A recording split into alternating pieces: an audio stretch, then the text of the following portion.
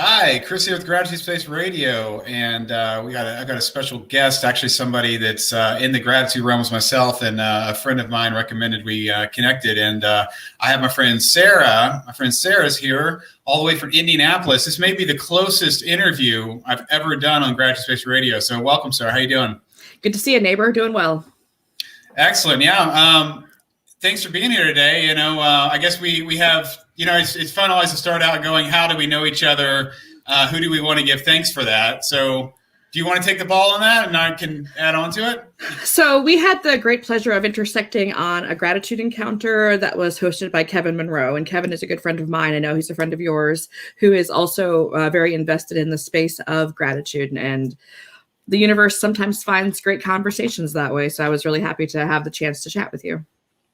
Likewise, yeah, Kevin. Kevin comes out of another. My friend, Peter Williams. I do my Productive Access series with. He's in Hong Kong, and it was probably like 2 months ago.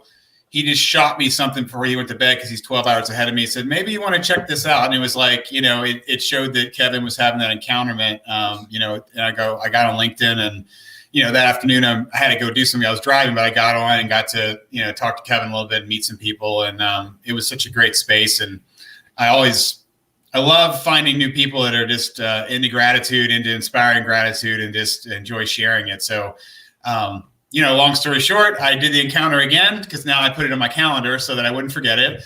And we happened to be in the same group, we got to meet inside that encounterment, and thanks to LinkedIn and these connections, here we are today. So big out to Kevin Monroe for sure. Yeah, I really love those encounters, and you never know who you're going to meet, right? So I think that's the beauty of it. The people who are interested in this space, but they could be literally anywhere around the globe, and that's really exciting to see the network of gratitude-focused folks building. I love that.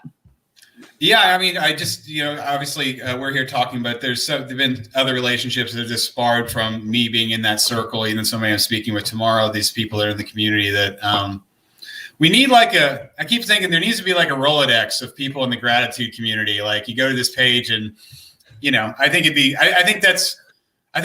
that our group could use something like that, a Rolodex. I don't know what that would look like. I don't know if it's something I need to build on my website, and then I just continue to interview people and then where I could put I don't know, but I feel like we're a massive community.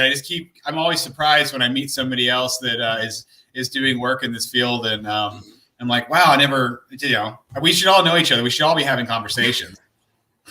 It's surprisingly large community. And I think you're right. A directory of some sort or a clearinghouse, or I don't know what that looks like. I think the challenge is that the spaces have fractured a little bit. So you have clusters of people on websites and Facebook pages and LinkedIn groups. And I guess now a Clubhouse, which I don't have, but like all these social media platforms that create spaces, but they're pockets. They're not the whole group. And there's no hub. It'd be fun to see a more accurate count of the people who are working in this space, either personally or professionally. I think that'd be a powerful statement to show that there actually is more gratitude than people actually probably realize in their daily life when they go about and think they're the only weirdo doing this stuff. It'd be nice to see you're not alone. Yeah, definitely. And I know that I just continue to learn more, and new ideas spring up from talking because this is what we do. We just think about it a lot more because it's what we do. So because of that, when we get together, it's not like it's 1 + 1.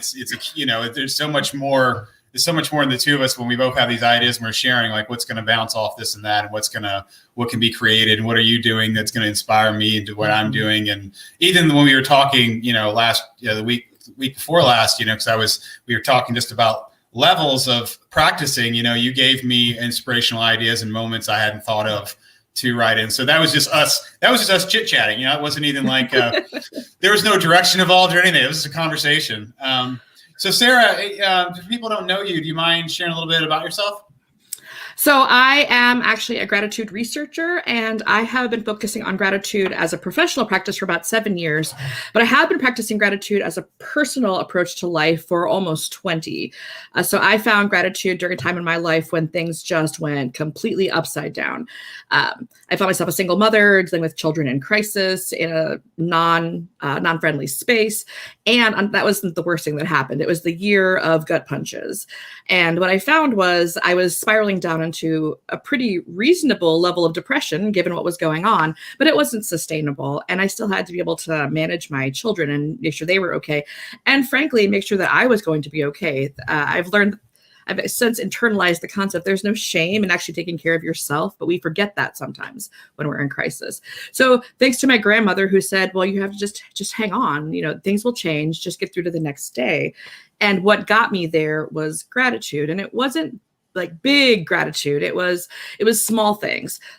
Today the sun came out. I found a little flower. I found a rock that looks like an elephant. It wasn't necessarily transformational experiences for which I was finding gratitude because life was still really hard. But I learned that there are lots of things all around us that provide us opportunities to experience gratitude. And when we're in that emotional state, at least for me, when I'm in that emotional state, I'm better suited to deal with the challenges that come. And they will, because it's part of the human condition. And I'm very grateful, pardon the pun, to be able to transform that into a career path and an academic adventure as well. And we can talk about that a little bit later. But I mean, there's just so many ways to practice gratitude. It's not just writing thank you cards to your grandparents. And I think that's something people need to really have a better clarity on, is all the different ways that you can actually experience the gratitude in your daily life.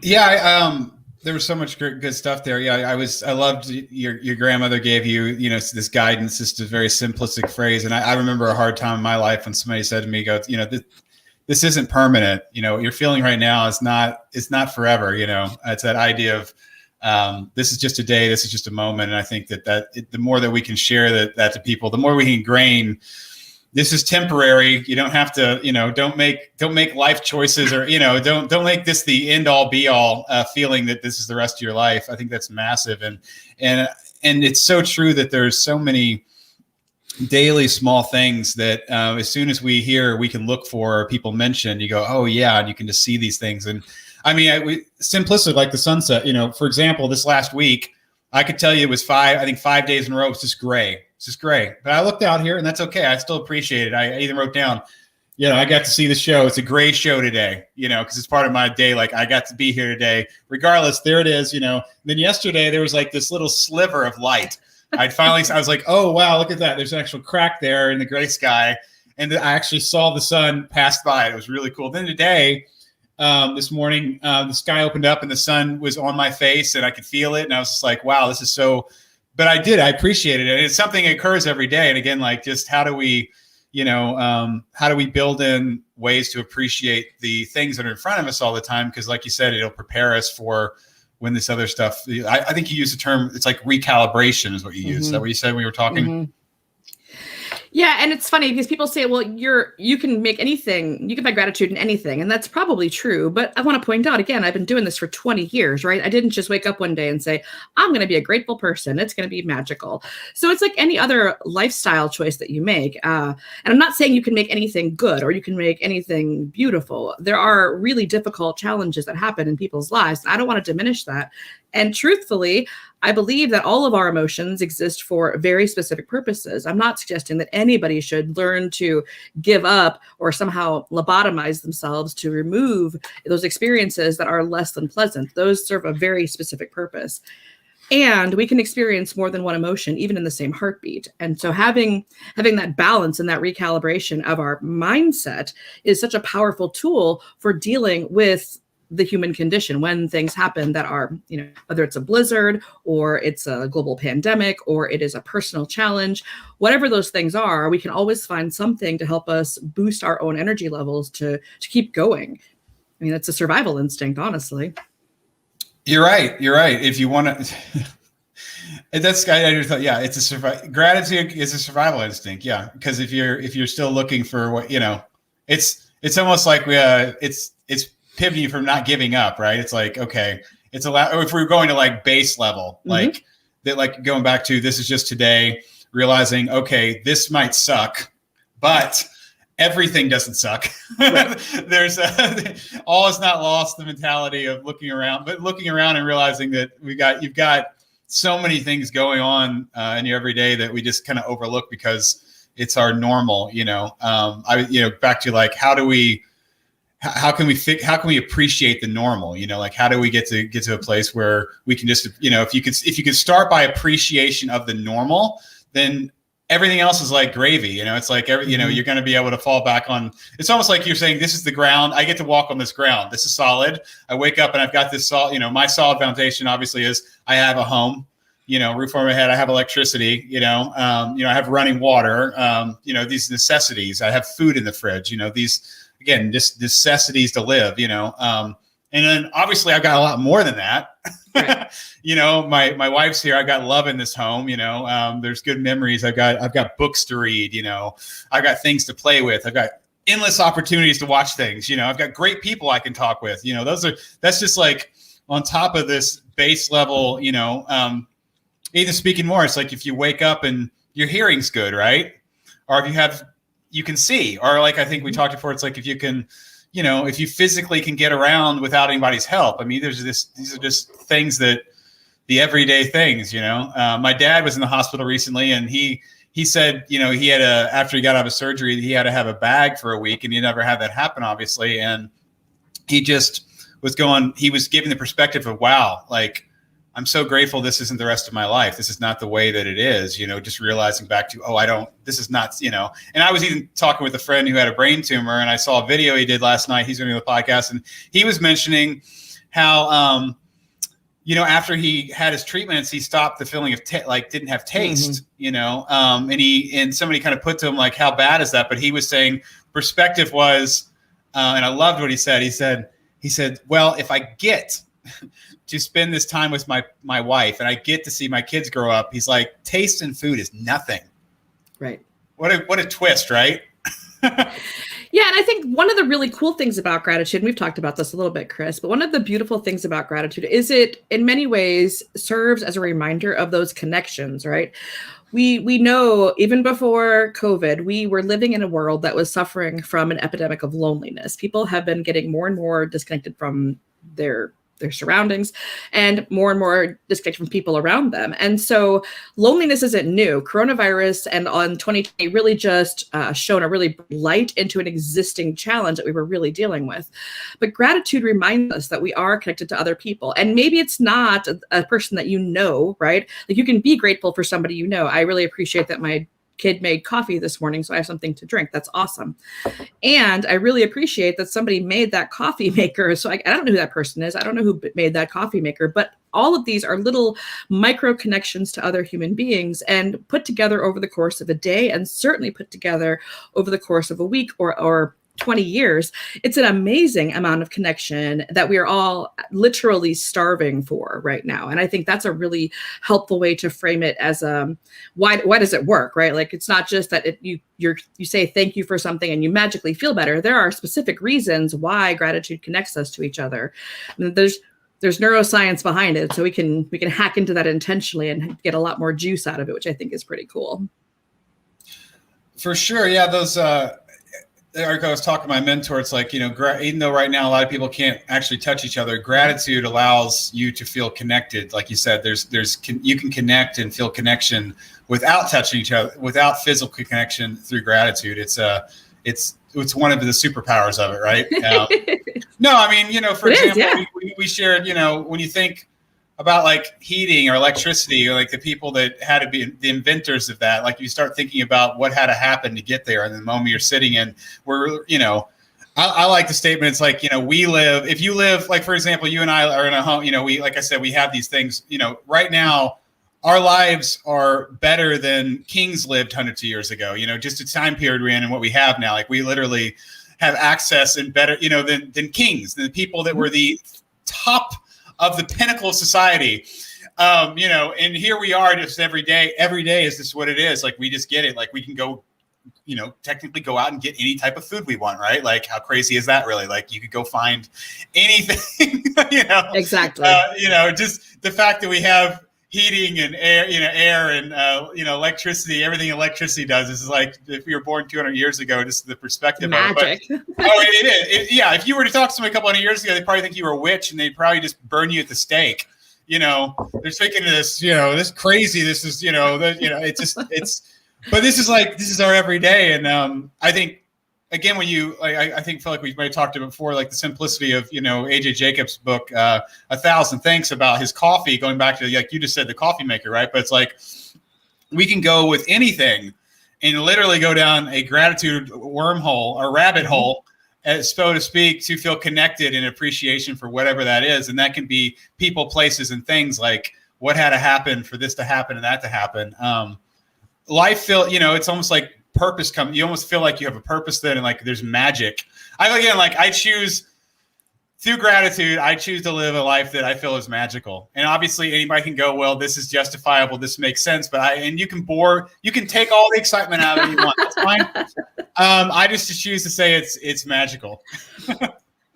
Yeah, and I think, I'm not suggesting people should like walk around their whole life and just pause every 5 minutes and say, oh, chair, thank you for existing, and thank you to the person who had made this chair, and thank you to their parents for allowing them to be born, and thank you to the people who invented chairs in the first place. Like you could become, I think you could get lost in the tactical aspects of that kind of behavior and not live your life. So what I see it as is when life happens and you're feeling a little frustrated, angry, sad, lonely, depressed, whatever on that side of the feelings wheel, and there are lots of feelings on that side, then you can use gratitude intentionally to help lift yourself back out of that pit, right? Or just keep yourself back on the positive paradigm trail.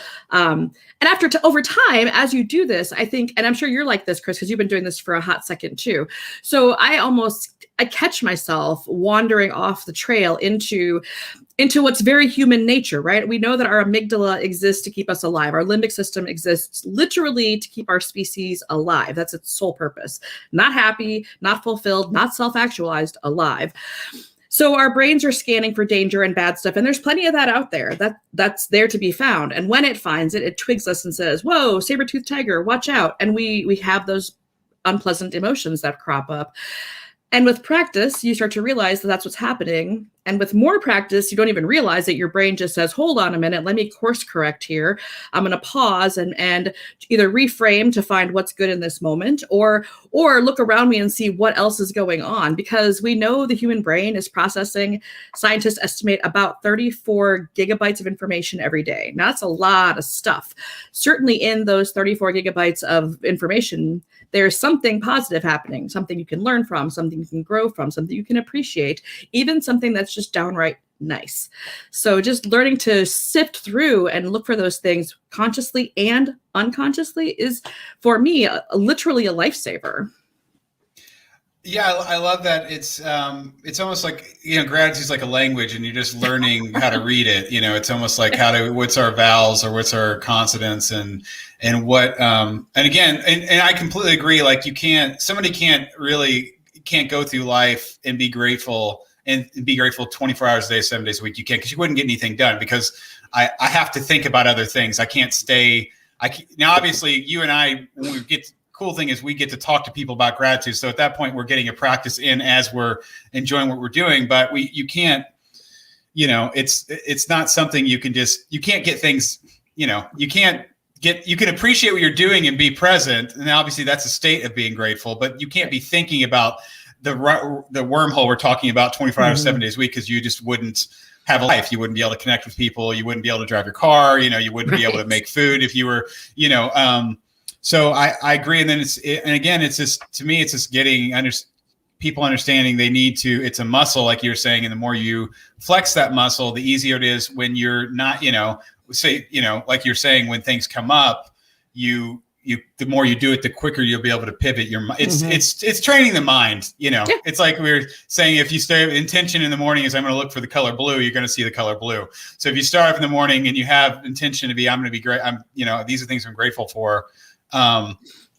Pointing those out, then when you go out, whatever, like you said, that recalibration allows you to come back down, so that when things come up, you're quicker to look for the positive situation, to see other things that are going on, and not to just focus on this one thing.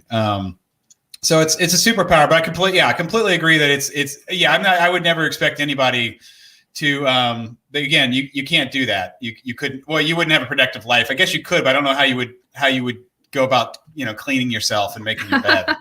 I I mean, I think of it's almost like being like a gratitude monk, right? And just immersing. Maybe there's a space for people to do that. Doesn't fit into my life model, but instead I weave it through as a regular practice throughout my day. And for me, that's much more functional.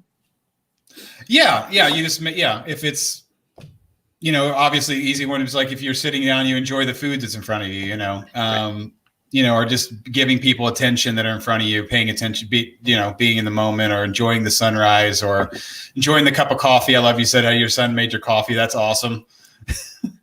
I trained them well. There you go. Do they drink coffee? I don't know. How old are your children? Yeah, so we are a caffeine-friendly family. I have got 4. They're actually all adults. The baby's 20, but yeah, they're all coffee drinkers. So nice. Well, hey, I got a couple simplistic gratitude questions. So for the fun of it, I like to do this gratitude checklist, which is just 3 things in this moment you're grateful for. Certainly my cup of coffee. I am also grateful that despite the crazy weather, we do have electricity and warmth. That's something that's been brought to the forefront. And today the sun is shining, and that's always a beautiful thing in the Midwest this time of year. Awesome. And in this moment, I am grateful for new friends. I'm grateful for this Ethernet cable that I got for this computer, so that when I'm using this platform, I don't have any, at least I know it's not my problem if something cuts out. And I'm grateful for seeing the sun this morning, and I'm completely cool with the gray sky right now. I love, I'm enjoying the whiteness. I'm glad I'm just like adding on, right? There's my 3 things. I'll stop, right? Start looking around. Another question I love here, and this is a pretty simple one here, but I'm going to ask you this question underneath here. I'm going to ask you it 3 times, so don't answer me, okay? So it's like, who in your life are you grateful for? When you hear that word, I want you got somebody in your mind? Okay, I'm going to ask the question again. So who in your life are you grateful for? Who's another person that popped to your mind? Do you have that in your mind? Mm-hmm. Okay, we're going to go one more time. Who in your life are you grateful for? And now who's this person that popped to your mind this last time? My oldest daughter, actually. Okay, so share with me some gratitude towards your oldest daughter and why she just kind of popped in your head this moment. So actually, we just very recently had the good fortune of spending some time together. We had some craziness happen in our family, and we were able to get together and spend time together, dealing with the situation that was causing some headaches. And it's also a culmination of decades. So I won't share her age or mine, but she's my eldest. And when she was much younger, she was a handful. And I remember being so frustrated by her when she was like 3 to 5. And I compare now that experience to her now as a fully functional grown adult. And I'm awed and amazed at the incredible human that she's turned into. I mean, she's a warrior of goodness. I mean, she's out in the world doing amazing stuff, and that I can appreciate her in my life now, looking back and comparing there were days I wasn't sure we were going to survive as a family when she was little. And now she's my rock and my best friend. So I'm really grateful for her. That was beautiful. Thank you. I loved you said warrior for goodness. I don't think I've ever heard that phrase. What a great, that's beautiful. Thank you so much for sharing her. And I love asking that question because, and you probably get this too. It's like, because people have go-tos and there's nothing wrong with a go-to, but I'm trying to get to like who just popped in, not who's always like right here. Like, I like that. Depending on how many times you ask the question, you may or may not get what you want. But the cool thing is about asking it 3 times is the individual gets to go to that place regardless. You get to share it. Like it still goes, oh, okay, I'm grateful for so-and-so. But then I get this person. My hope is I'm getting the person that just popped up. So that's why I like that question a lot. You're explain pivoting here. You're in the middle of a doctorate thesis. I would love for you to explain more about getting into schooling and how that what you're doing right now had led you to where you are and what's happening, please. So about 6 or 7 years ago, I was working on my first master's degree in management and leadership, which is not necessarily a happy space, but I was researching something completely unrelated, and I randomly ran across Sean Akers' TED Talk on the happiness advantage, and that blew my mind. I didn't realize until that point that there were people who were actively, academically, scientifically studying positive mindset, positive psychology, gratitude, well-being through that lens. If I wasn't already 80% of the way through with that degree, I might have pivoted completely academically into being a positive psychologist. Instead, I jumped on a parallel research path and just went down a massive rabbit hole.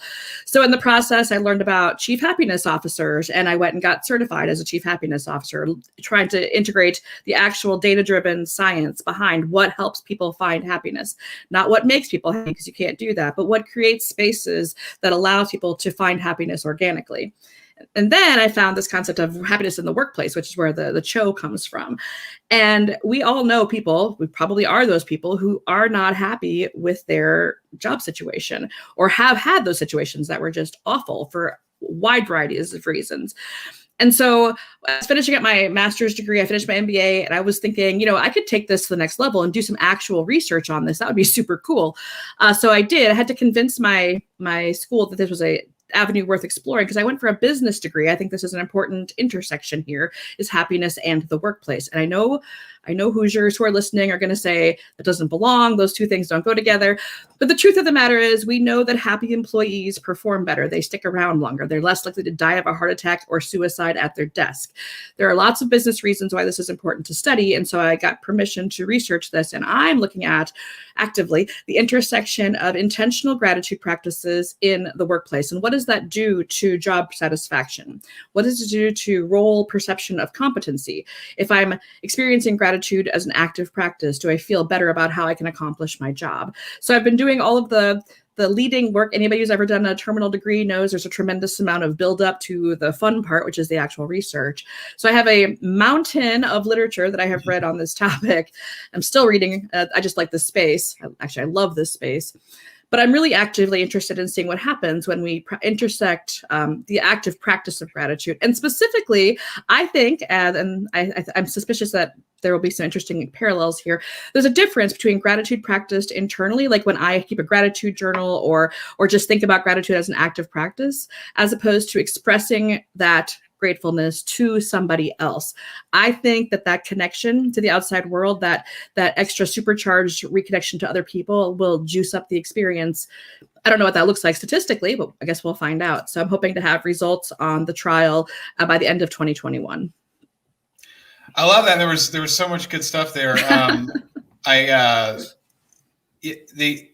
completely with you about there's getting back to there's like a levels of there's, I don't know if it's a gratitude practice, but there's definitely, I don't know if levels is the right word, but is it more powerful? I don't know. Experiential, more power. I don't know. More, I think we talked about this before. It's like, going from, I was talking about, there's reflexive gratitude, which we were talking about, and there's toxic gratitude. And then you said you said performance, which I hadn't heard that one before. These are all, I would almost feel like these are all like the below surface, but when you get into intentional, intentional allows you to write state three things you're grateful for.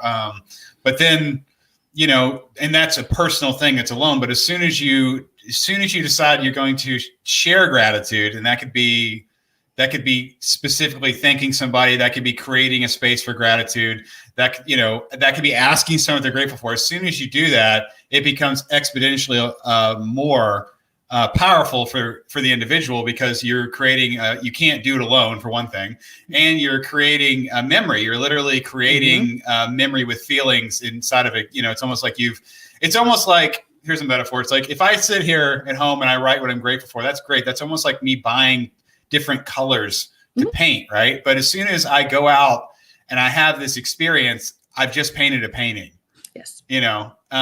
Which is so much more powerful, because the memory, the interaction is so much more than me writing words on a piece of paper. And obviously what that allows you to do later is to come back, and that could be, these are memories that are going to allow you to breathe gratitude back into those, when you're not feeling it, these are all adding into that, into those feelings, into these emotions. So I'm completely with you. My, just like Kevin's thing, getting groups together and getting people to share what they're grateful for is a powerful thing. And I feel like it's the pinnacle. For me personally, like I think I told you before, I just want to be a catalyst for gratitude. So anyway, how do we, like you said, how do you add gratitude into the workplace? You're specifically thinking, how can I be a catalyst to allow the space? You can use it for create a space for people to feel grateful or to find gratitude, or like the talk you said to define for them to find happiness, to create, how do you create the space for it? And I think so let me, speaking in that space, so what can you share a couple of ideas that have come out of what you're projecting for this thesis, and just a couple of techniques maybe you've worked on you could share with me of creating a space inside of a workspace? So I think the challenge with gratitude in the workspace is it's been used, but it's been used performatively. So everybody's had the experience where somebody tells you have to say thank you for something, whether it's like a Thanksgiving dinner or write your grandparents a thank you card, and you don't feel the gratefulness for the act that you're being told to be grateful for. And especially when it's something that there's not a level of trust, like in a work environment, which we know a lack of trust is a rampant problem in corporate settings. Well, not just corporate settings, in work settings writ large. Trust is a huge problem in businesses. And so when I don't trust you, I'm going to be really superficial in things that I share, or I'm just going to have, like you said, that sort of go-to boilerplate answer. What are you grateful for? I'm going to say my family, my health, the weather. I mean, and it's going to stop right there. And that doesn't actually trigger any of the magic of gratitude, which I'll talk about in just a second. So you've got to have that level of trust to begin with. So I hate that session where somebody starts a meeting and the Forbes article or the HBR article, it says, start your meetings with gratitude. And it really turns into a deterioration of relationship when it should be a building of relationships, but it's not. So I don't want to see that. I would love to see teams have the level of trust and then psychological safety where they could share actual legitimate gratitude with each other and not feel threatened or at risk of being seen as vulnerable in a bad way or that. But until that happens, I think a better practice is for people to like Sean Aker actually talks about this in a podcast he did, where he starts his day off every day, and I stole this idea from him whole cloth, of sending an email before he does anything else in the morning with his email. He sends an email to somebody else, thanking them for something, expressing gratitude for some experience. It could be big, it could be small, it could be recent, it could be 40 years ago, it could be anything. But the simple act of saying, hey, person X, thank you so much for this thing, and here's how it impacted me, it primes your brain. And the way it does that is the power of gratitude really comes from eliciting that memory of a positive experience. The human brain is complex, but it's also very predictable in some ways. We know that whether you're actively experiencing a positive thing right now, or you're remembering that positive thing, your brain triggers the same release of feel-good hormones, dopamine, serotonin, oxytocin, endorphins, depending on the memory is the cocktail that you get. But that's how it works. When you say, I'm grateful for something, and you paint that picture in your head, your brain releases all those same chemicals so you feel better. I mean, it really is an evolutionary magic as far as I'm concerned. And when you say it to somebody else, even if they don't remember the actual experience, or if they weren't part of the original experience, so you can say, wow, I'm so grateful, Chris, for that museum down the road. It's so awesome. If you've never been to that museum, it doesn't matter. Your brain is building a picture and a movie of its own, and you're getting the feel-good chemicals too. So you can trigger, it's a biohack. We're biohacking into our own body chemistry to help ourselves balance out the very real stress hormones and all that jazz that happens from living real life, by giving ourselves the positive feel-good chemicals that help balance that stuff out, bring our stress levels down, get our brains back into better functioning order, make us healthier, make us happier. I mean, I think, so in the workplace, that's one practice, is just starting with either starting or ending or both with a quick, and I mean quick, like 30-second, 1-minute email. Hey, man, thank you so much for helping me out with that project. That saved me so much time. It doesn't have to be a dissertation. It doesn't have to be an ode to something amazing. It can just be something simple. And when you practice it every day or almost every day, you get into the habit of it. And then you're on a really good track for priming your day or pausing your day in a positive headspace. And that changes everything. I love that. When I started my first website, lettersofgratitude.org, I was having people write letters, and I loved it. Don't get me wrong. I loved what I got. I loved the experience, and it allowed me to be here I am today. But I did realize pretty quickly that asking people to write letters is like pulling teeth because people overthink it. That's what I was hearing you say. Don't it's not a dissertation. It's the action. It's you doing the action. The action can specifically just be like, John, thanks for coming in yesterday and helping me with so-and-so, or your presence made me feel calm. I don't know. It could literally be 2 sentences. It could literally take like 30 seconds. It's just the action of thanking somebody and then sending that message out to them. What I've been doing, last year I was working on this concept, which I'm still floating around, called Gratigram, and I was originally, I've always wanted an app, it's been sitting in my mind, and I continue shelving it because it only comes up when I have people that want to work on it, because I can't afford to pay, $20,000 or $30,000 to, because you know what I mean? So it's always on a shelf. But, last year somebody came back around and then I was physically doing it with my website, where I was like, okay, well, if somebody writes a letter, handwrites it, I can put it together and build a page. So the cool thing about that was it was engaging me in doing it. Right. So the cool thing was, again, I was writing letters, I was posting them, I was sharing them. I think I did, 40 or 50 of them.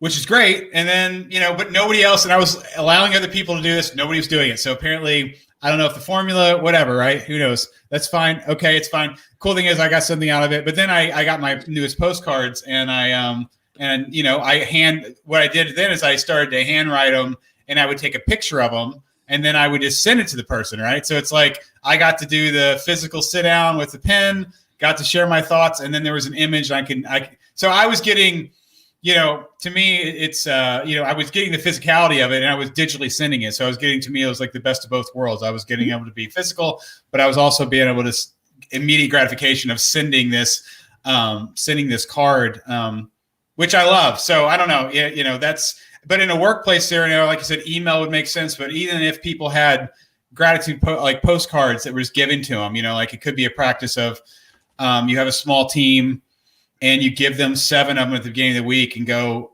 I just want, if something small happens today, every day, I just want you to write this little thing. And it could even be anonymous. I don't know. I guess you could sign an anonymous if you wanted to, put it on a board. I don't know. It's like, how do we get people to take the action? I think telling them that there's options, right? Like you were saying. Yes. I think that's the other piece of it. Everybody's a little bit different, and what sparks you might not spark me, and vice versa. Right. There are some really great tools like that. So obviously, if people are in the same office together, which is a little bit more rare these days, a gratitude wall or a physical gratitude jar, where you drop those sorts of notes into it. I like the visual representation of what that creates in a space, right? It actually takes up space, and you can see the gratitude, the wave growing over time. I've seen bulletin boards used for this. I've seen chalkboards, whiteboards used for this in physical spaces. You can digitize that. You can create a website, an intranet site, a SharePoint site, a database. There are lots of ways to do it internally that don't have to cost any money. You can use whatever tools you're using now. If a company is using Slack or Microsoft Teams or a tool like that, they can dedicate a channel for gratitude messages, and those are going to be most often they're going to be. So you'll know who wrote them and who they're about. And I think that's good. I think that encourages people to be authentic. And again, I want to caution people not to be performative about it.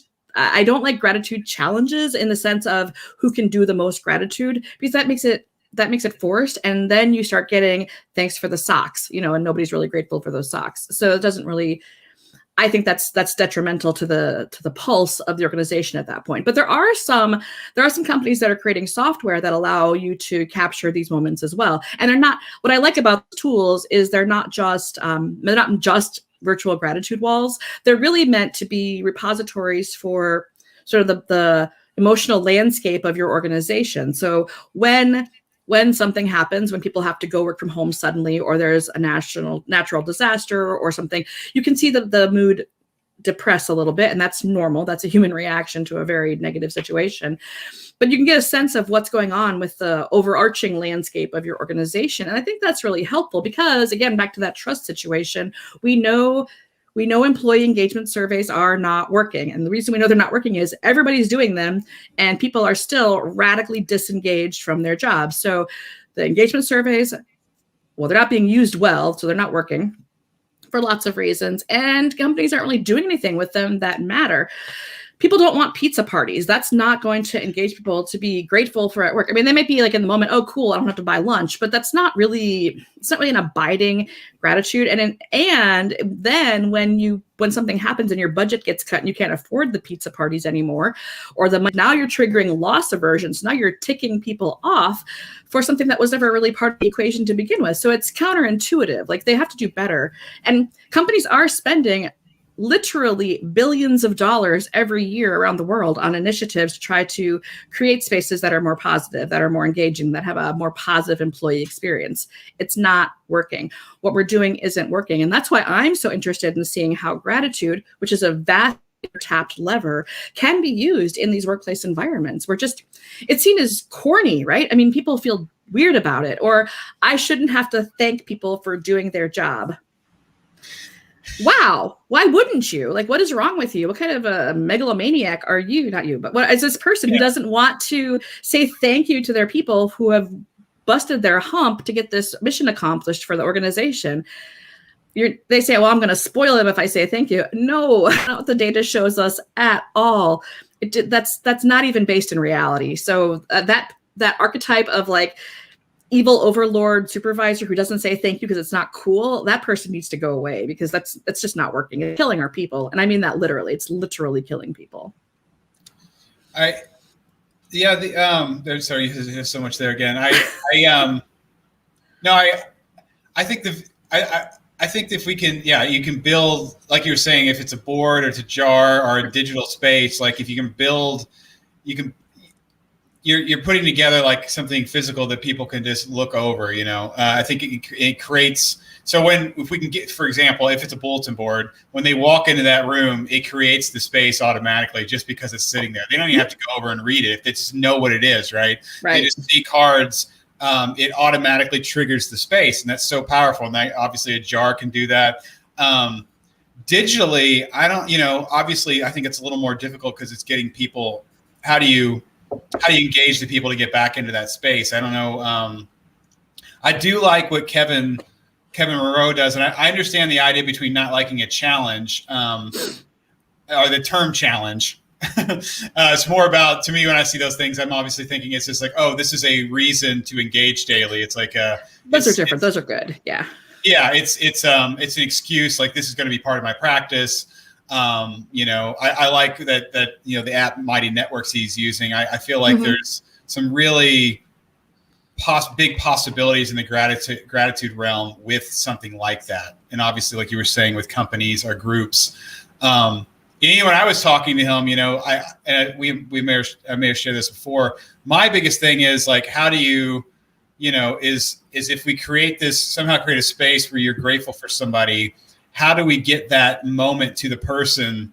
So we created it. So for example, the cool thing is, hopefully, maybe your daughter will see this, or maybe you're not, but you did share gratitude for her. If you wanted to at some point later on, go to the YouTube page, share where that clip was, and go, oh, just thought of you. You could send it to her, and literally, like, it would be there, you're talking to her. But I'm saying, like, my thing is like, how do I get somebody to obviously create the space for gratitude, and then how do we get that connection to happen? Because like we were saying, it's that connection, which is really powerful. And then on the back end of all of that, what I'm working on the back of my mind is, how do we bring that emotion in that space, that memory, back into your memory? Because we're creating a happy moment. You're creating connection and gratitude. And unfortunately, in about 3 months from now, you're not even going to think about it. But if I can ping you, and it could be a simplistic ping, it could be the picture of this, what we did right now, or it could be, you know what I mean? Like, if I could somehow remind you of this moment, it's going to bring all those emotions back. It's going to be a new memory, and it's just going to be more sustainable, because again, like the everyday, right? We've forgotten yesterday's blessings because we're on to the day. And, my grandma, I don't know if I shared this with my grandma passed away this last year, and she actually taught me this what I'm talking about, this sustained gratitude idea, was because 5 years ago when I started my website, we did gratitude campaigns to different people. And the cool, we did one to my grandmother. So I had my cousins and I, and we all wrote letters of gratitude to my grandmother for a week. And it was awesome. It was really awesome. And on top of that, my grandmother wrote some, because the cool thing is, you got family, you could just keep pulling people around and get this circle of goodness. But The reason I'm sharing that is because I knew that she was close to passing away, and I'd finally had the window where I was going to be able to go see her. Her daughter told me, okay, Chris, if you're going to come, you can come tomorrow. So that night, because I had these letters, I got online and I found these letters I hadn't read in who knows how long, and I'm the one that initiated them, right? And I printed them out in big text and I put them down, and I had this little book, and the next morning I'm literally getting my shoes, putting my socks on. I get a text from my aunt saying, you just can't come right now. It's just not a good time, or she said, initially she was like, if you come, you can only stay for like 5 minutes. So I took that initially and wrote back and said, that's okay. I just wanted to see her. I already had my packet, I just wanted to give her a hug. It was very simple. I didn't need to have like a dissertation with her about things. It wasn't like I needed a long conversation, but then she wrote me back and said, it's not going to happen, and I was like, deflated, but I was like, okay, I wrote her back, when do you think? She's like, I don't know. And then that night, my grandmother passed away. And, the next morning, my sister actually pointed something out. I was feeling bad about it because I was game for it. I had these letters. I kind of knew what I was going to do.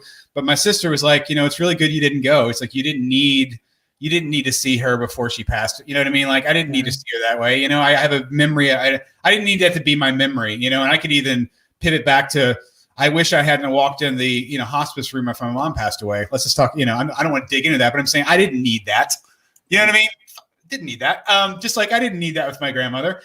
Getting back around to the positive aspects of this, I never even thought about how that was my mom thinking about that. But the amazing thing happened was because of this scenario. So going into the positive, this thing is the next, that next day, my cousin started posting little things to grandma because grandma passed away.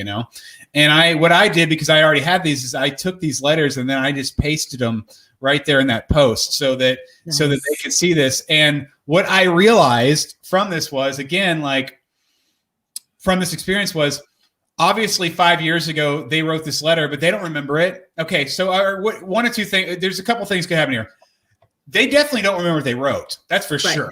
Okay. They maybe remember doing it. Maybe.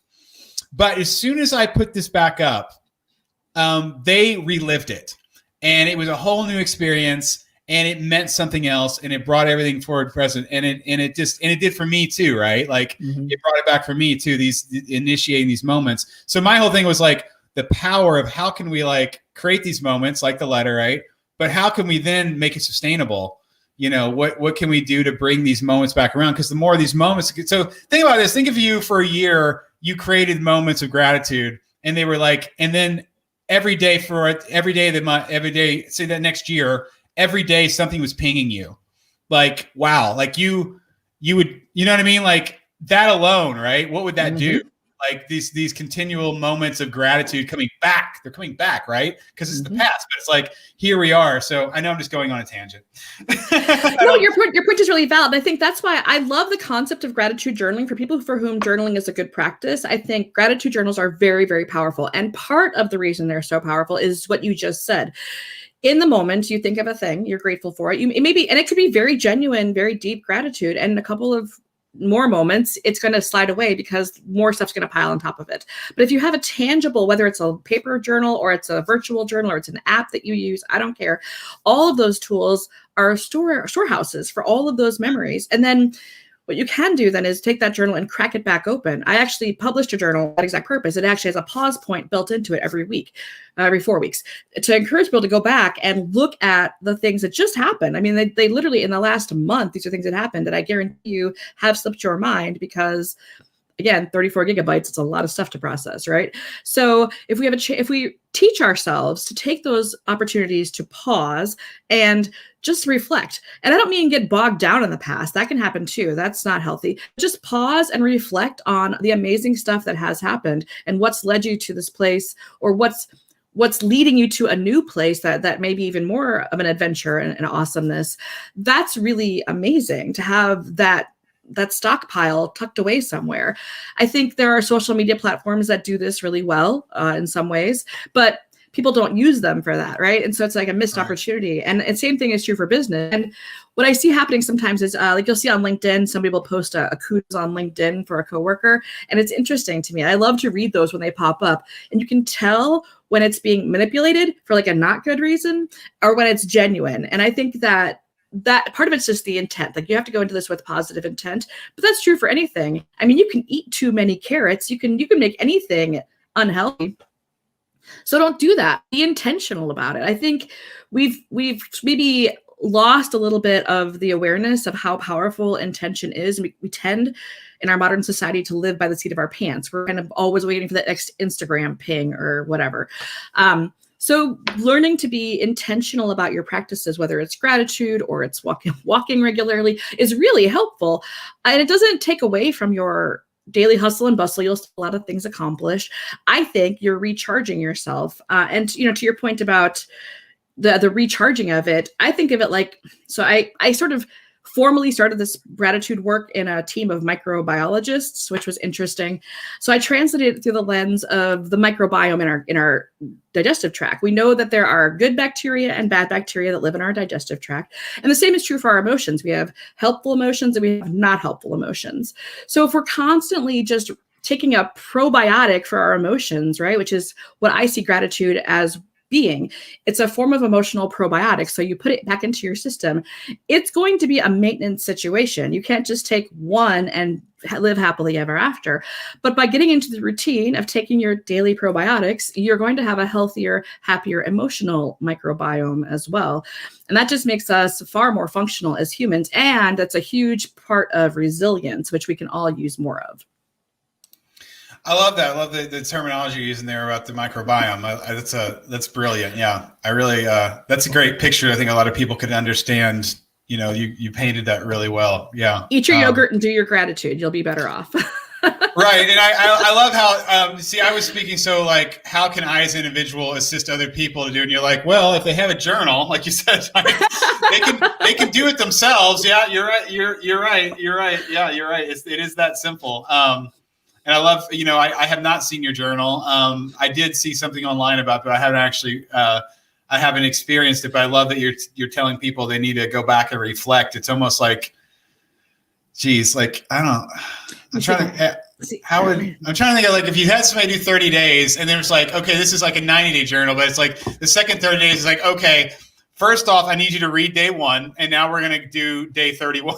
So I actually have a page in here, and I call it the periodic power pause, and it's 3 steps. And the first step is to go back over your last couple of weeks or as far back as you want and find 3 highlights that made you smile.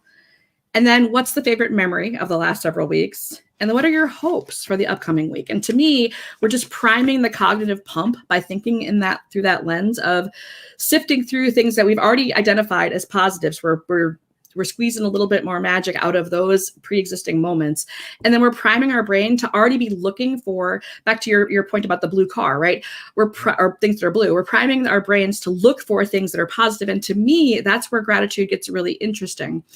If we know that we have to write it in our journal, right? We have our journal handy and we're going to write it in our journal. Then we're going to be sifting through our daily experiences because we tend to be competitive with ourselves. I can't not have something for my journal. So I got to find something. It's out there. I guarantee it. And so just tap into your own confirmation bias and frequency illusion. You can look those up. Those are the scientific reasons that this stuff works. And you're going to find what you're looking for. If you're looking to have when people started going off on the thank you 2020 binge, I was like, oh man, stop doing that. Because you're teaching your brain to look for what you wanted to look for, right? So if you wanted to find bad stuff, no problem. It's out there. But if you want to find positive or helpful things, they're out there too. I mean, choose your poison, right? I prefer to live in a life where, generally speaking, I'm in a more upbeat mood. I'm more hopeful. Not everybody wants to live in that space, I guess. I don't understand that, but it happens. And I just know that when I'm constantly scanning my horizon for opportunities to be grateful, they magically appear because they're already there. They're not really magic.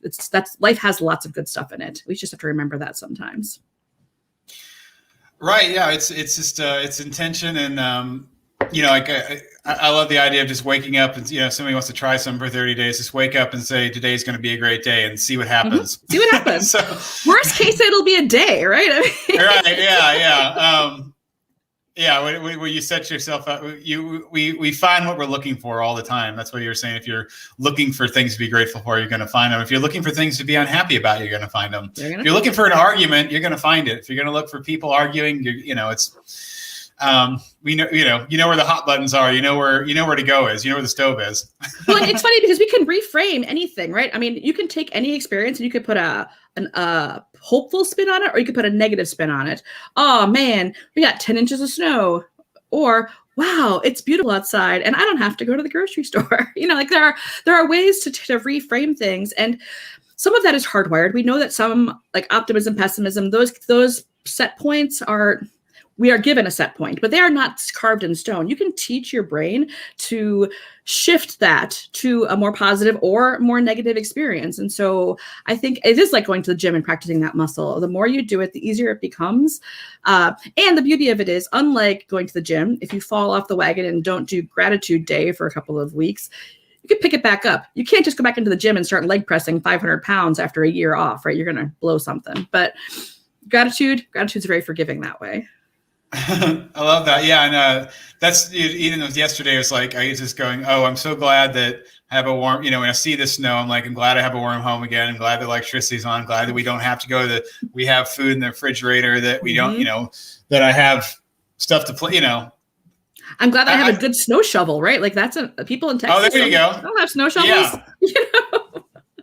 And even, my car is reliable. I have gone out. I will go in today. It's been incredibly reliable. I know I'm going to have to get out there a little early. It's going to take a little longer, but the fact that it's going to, it should work. It has been working. If it doesn't, I'll have to deal with, I don't think about it that way. If it doesn't, I'll deal with it then. Yeah. I try not to worry, because I don't feel like for the most part, things in the future, I don't want to waste a valuable now time to worry about things that haven't happened. Exactly. That's, I love the reflection of, in one situation, you can obviously pivot and think about positive, there's a lot to be said about that. I think that would be could be a cool training course where it's like, you give 10 scenarios and you ask the person how would they respond, then they could write it or think it. And then you give examples of how other people responded. It's almost the same idea of like in my book, when people are sharing what they're grateful for, or, when you hear people talking gratitude about different things, you're just getting a perspective you haven't seen. Mm-hmm. You're getting a mirror reflection of ways you could think about things. And that's where the power, again, with doing it, gratitude with other people, is that reflection. You're going to get a fresh reflection in perspective, because it's not your own. It's coming from the outside. So it's a beautiful mirror. Absolutely. Well, Sarah, this has been great. We're almost down to an hour here. It completely flew by. If people want to reach out to you, where's the best places to find you? So my website is happinessiscourage.com. I believe happiness is a source of bravery in our lives. So happiness is courage. And from there, you can find my LinkedIn profile, my YouTube channel, all that good stuff. Okay, well, thanks, Sarah. We'll look forward to doing another one of these after you've had some of your research. I'm excited to see where all that goes, and I'm really happy I could get you in the beginning before all the you've already done the prep work where you're about to have the people do the work. So that's exciting. It really is. I commend you on taking on a doctorate like that and doing a thesis that's going to be. Whatever happens is going to be good. You're going to get some really usable data that's going to, and you're also having these people do these experiences. So just the fact that you gather these people to do to be part of these tests, I mean, that's awesome. So, I mean, geez, it's to think that people are, going to be engaging in this for some months and having to think in these ideas specifically because you put this idea out and you drove it home and the power behind all of it. So Thank you. It's a powerful, beautiful thing. You're welcome. So I'm gonna close out here. So I'm Chris with Sarah saying you got a lot to be grateful for, and just appreciate the everyday things, and we'll see you another time. Take care. Bye.